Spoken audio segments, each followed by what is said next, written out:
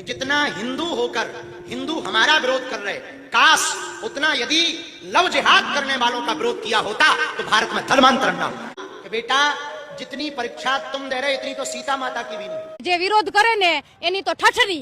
ગઈકાલે ધીરેન્દ્ર શાસ્ત્રીએ ખુલ્લેઆમ તેમના વિરોધીઓના સોતરા કાઢી નાખ્યા. એવું બોલ્યા કે આગળ તમે બધા લોકોએ વિડીયો જોઈ લીધો, પરંતુ તમને બધા લોકોને શું કહેવા જઈ રહ્યો છું ને, ખાસ કરીને કાન ખોલીને સાંભળી લેજો. કારણ કે તમે બધા લોકો જાણતા છો કે જે રીતે જયંત પંડ્યા અને સાથે મિત્રો જાદુગર છે, આ બંને ક્યાંક ને ક્યાંક આપણા ધીરેન્દ્ર શાસ્ત્રીનો ખુલ્લેઆમ વિરોધ કરી રહ્યા છે કે પાખંડ ફેલાવે છે, ખોટું છે, લોકોને ગુમરાહ કરે છે, આ તે છે, ફલાણું છે. પરંતુ ક્યાંક ને ક્યાંક ધીરેન્દ્ર શાસ્ત્રીએ બધા વિરોધીઓને કાન ખોલીને જવાબ આપી દીધો છે.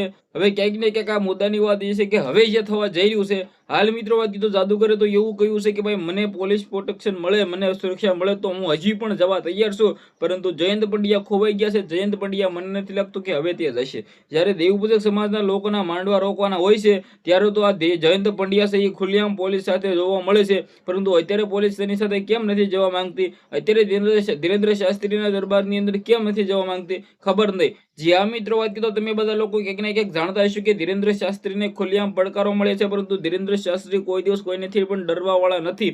કારણ કે ખુલ્લેઆમ તે અને તેમના ફેન્સ પણ ખુલ્લેઆમ કહી રહ્યા છે, બેને પણ ખુલ્લેઆમ કહી દીધું છે કે ઠઠરીકા વરા જે પણ એમનો વિરોધ કરે છે. હવે મુદ્દાની વાત એ છે કે જે રીતે ધીરેન્દ્ર શાસ્ત્રીના હજી 2 દિવસ રાજકોટની અંદર બાકી છે, શું બોડીગાર્ડ સાથે, શું સિક્યુરિટી સાથે, શું પોલીસ સાથે, જયંત પંડ્યા હોય કે જયંત પંડ્યા સાથે જે જાદુગર છે પિયુષ તે હોય તે, પરંતુ શું ગમે તે આવવાની શક્યતા ખરી?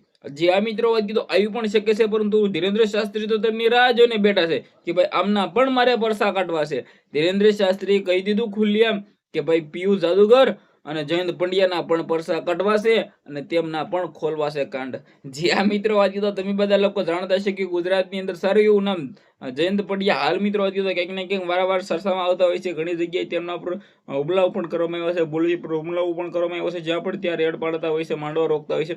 પરંતુ આ વખતે ભાઈ શું થાય છે શું નહીં, જે પણ થશે સમાચાર આવશે તમારા સમક્ષ પહોંચાડવાની જિમ્મેદારી વાળી. વિડીયો શેર કરો, ફોલો કરો, સબસ્ક્રાઇબ કરો. આજના વિડીયો બધા આપણે એક નવો વિડીયો મળી જાય. બધા લોકોને દિલથી ધન્યવાદ. જય હિન્દ, જય ભારત.